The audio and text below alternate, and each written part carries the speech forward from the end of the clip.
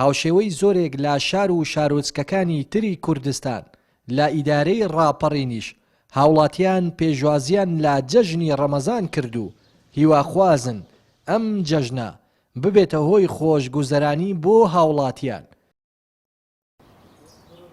جەژن وەکو وێستگەیەک بۆ بەهێزکردنی پەیوەندیە کۆمەڵایەتیەکان دادەنرێت.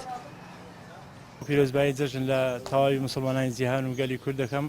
هیوادارم جەژنی ڕەمەزان ببێتە مای خێر و خۆشی و بەرەکەت بۆ هەموو گەلی کورد و کۆتایی هێنان بەو ناخۆشی و خەیرانانەی کە چەند ساڵی ڕابردوو و ڕوبەڕووی گەلی کورد بووەوە.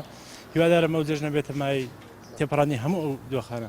الحەمدوللا ئەم ساڵ باشتر بوو لەپار لەبەرەوەی خەڵک بە شێوەیەکی باشتر لەپار پێشوازیان لە جەژنی ڕەمەزانی پیرۆز کرد بۆ هۆیەوە کەوا خەڵک زیاتر سەردانی ماڵان و شوێنە گشتەکانیان کرد لە دەبری ڕاپەر. پێویستەوە حکوومەت ئاورێک لەو خەڵکە بداتەوە بە بارودارەی خەڵکی تەمەشا بکە.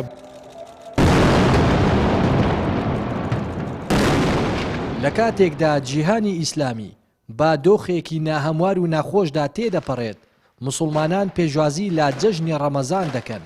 هاوڵاتیان دەڵێن هاوسۆزی بۆ مسلمانانی فەڵەستین دەردەبڕن کە لە پێناو پاراستنی قودسی پیرۆزدا شەهید دەبن و خۆیان دەکەن بە قوربانی.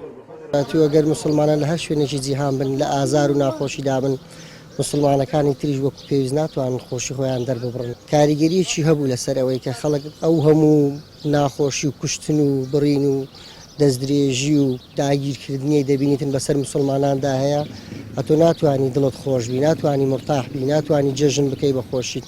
بە شێوەیەکی گشتی میلەتی فەڵەستین لەگەڵ میلەتی کورد خاڵی هاوبەشیان زۆرە. میلەتی کورد کە مسلمانە بڵین مەزلوم بووە لە دێرین زەمانەوە لەلایەن ڕژێمەکانی بەعسی و پێش بەعس و ئەمانەش هەر چەوسێنراوەتەوە. بەڵام میلەتی فەڵەستینیش دەیان ساڵە وەکو بڵێ لەژێر دەستی جوولەکەی بێویژدان و بێدین ئەچەوسێتەوە. بەڕاستی جێگای داخە. ئێمەش هاوسۆزیانین، هەمومان هاوسۆزی دەرەبڕین، هەمومان پێمان ناخۆشە چونکە مسلمان لە هەر شوێنێکی ئەو دنیاە بێت پێغەمبەر صلی الله علیه و سلم دەفەرمێ کە مەثەلی جەسەد الواحد، وەکو یەک جەستەوەیە کە یەکێک ئازاری بێ هەمویان ئازار ئەچێژن. پاش یەک مانگ لە ئەنجامدانی تاعەت و عیبادەت و بەڕۆژووبوون لە مانگی پیرۆزی ڕەمەزان، مسلمانان پێشوازیان لە جەژنی ڕەمەزان کرد و جەژنیان بەرز ڕاگرت با سەردانیکردنە کۆمەڵاتیەکان و شیرینی بەشینەوە لەو ڕۆژەدا. هاوکات مسلمانان هیواخوازن ئەو جەژنە ببێتە هۆی خێر و خۆشی و ئاشتی بۆ مسلمانان. لە دەڤەری ڕاپەڕینەوە ڕێناز ئەرسەلان، کەناڵی پێام.